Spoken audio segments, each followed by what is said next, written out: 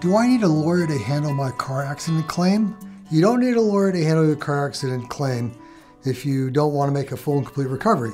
Many people try to do this themselves and they end up getting hosed. The insurance carrier has no interest in what happened to you other than getting your name on a release for the cheapest price that they can. You have no idea about the value of your claim. You have no way of figuring out whether it's a good settlement or a bad settlement. So in essence, while you don't need a lawyer, you really do need a lawyer.